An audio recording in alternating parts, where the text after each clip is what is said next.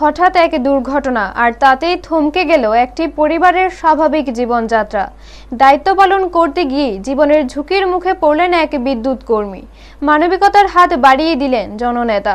গত কিছুদিন আগে সাবরুমে বিদ্যুৎ দপ্তরের কাজ করতে গিয়ে দিব্যেন্দু পালিত বিদ্যুৎ পৃষ্ঠ হয়ে গুরুতরভাবে আহত হন।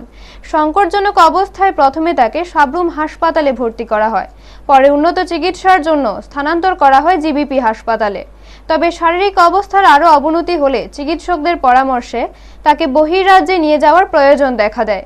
কিন্তু এই কঠিন সময়ে বড় বাধা হয়ে দাঁড়ায় পরিবারের আর্থিক সংকট।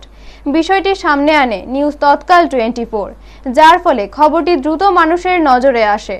এরপরই মানবিকতার পরিচয় দিয়ে এগিয়ে আসেন সাংসদ ও ত্রিপুরার প্রাক্তন মুখ্যমন্ত্রী বিপ্লব কুমার দেব। তার উদ্যোগে দিল্লির স্বনামধন্য এইমস হাসপাতালে দিব্যেন্দু পালিতের উন্নত চিকিৎসার ব্যবস্থা করা হয়। এই সহায়তা শুধু চিকিৎসার পথে সুগম করেনি, বরং বিপদের দিনে এক অসহায় পরিবারের পাশে দাঁড়ানোর এক উজ্জ্বল দৃষ্টান্ত স্থাপন করেছে। দিব্যেন্দু পালিতের পরিবার তার এই মানবিক উদ্যোগের জন্য কৃতজ্ঞতা প্রকাশ করেছে এবং এই সহযোগিতা তাদের কাছে চিরস্মরণীয় হয়ে থাকবে।